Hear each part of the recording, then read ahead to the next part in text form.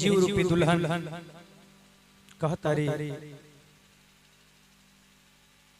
कौन भाव में कहतरी भैया और संतान नगरिया से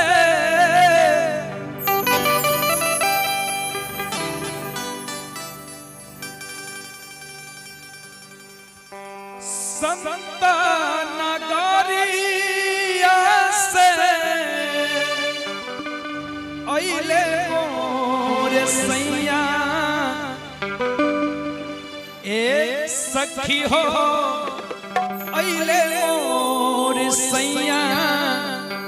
से लेने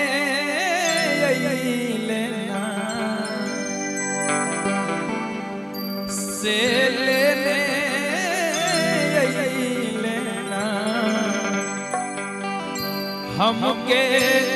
रेशम की चुनरिया सैया ले लेना हमके रेशम की चुनरिया सैया ले लेना हमके रेशम की चुनरिया सैया ले लेना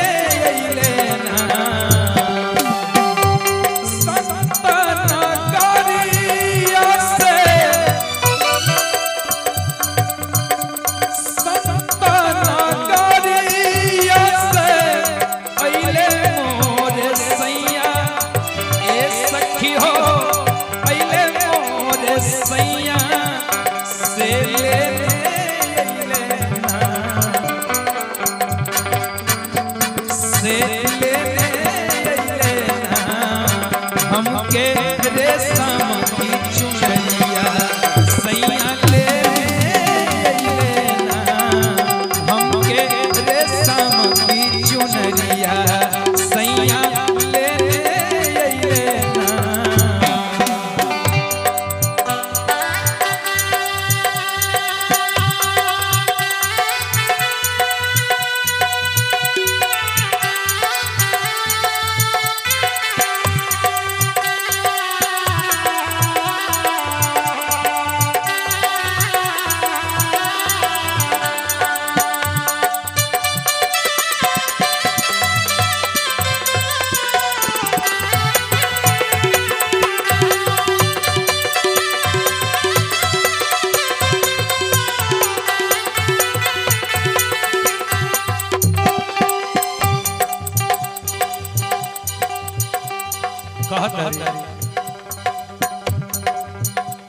चुनरी पहरी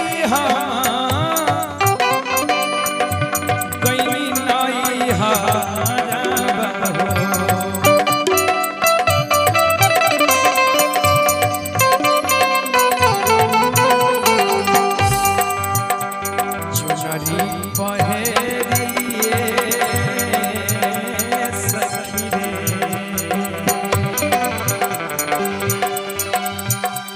चुनरी पहरी हरबा सखी रे कैली नाई हरबा से भुलाई गई ना से बिसारी दिहली ना अपना भोला भाला सैया के बिसारी दिहली ना अपना सैया के सुरतिया से बिसारी अपना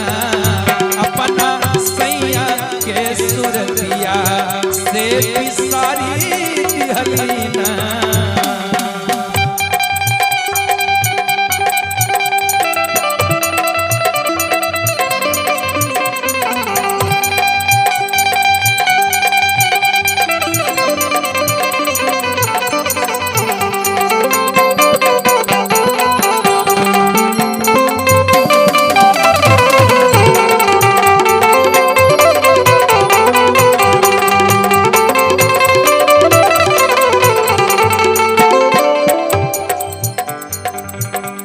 से बिसारी दिहलीना अपना सैया के सूरतिया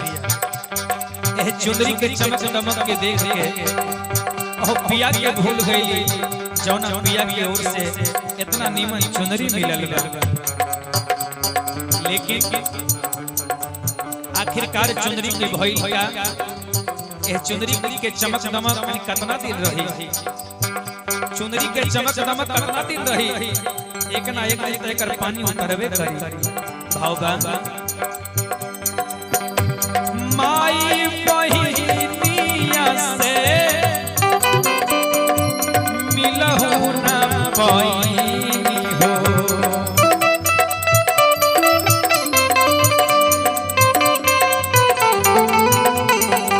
ए चुनरी के चमक दमक देख के हो पिया के भूल गई नैहर चलनी पेन के झमक के कि जब हमार माई देखी है हमार बहन देखी है तो पूछी है कि रे बड़ा नीमन लगाता कहां से लौलू है लेकिन दुख के बात यह बात कि ना तो अपना माई से मिल पैनी ना अपना बहन से मिल पैनी आज चुनरी के दशा का भई माई बहनिया से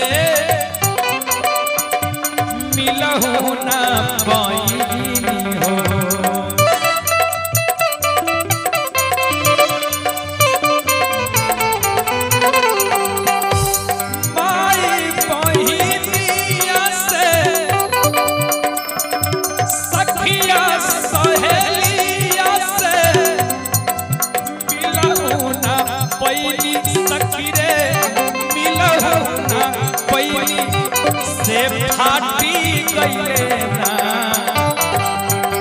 से फाटी गईले ना हमरे रेशम की चुनरिया रामा फाटी गईले ना हमरे रेशम की चुनरिया रामा फाटी गईले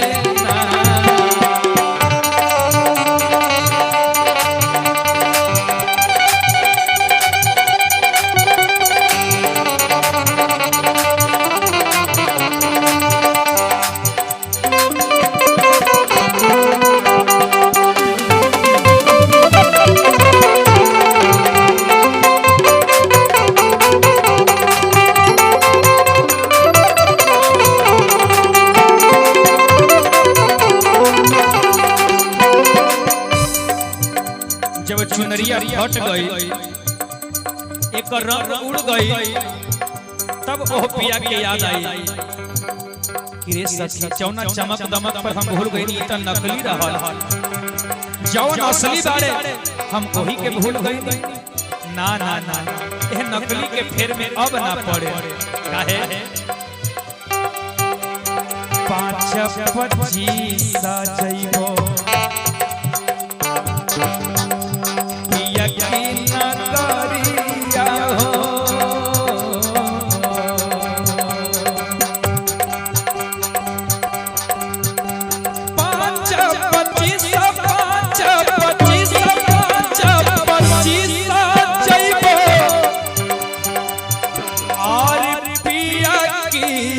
नगरिया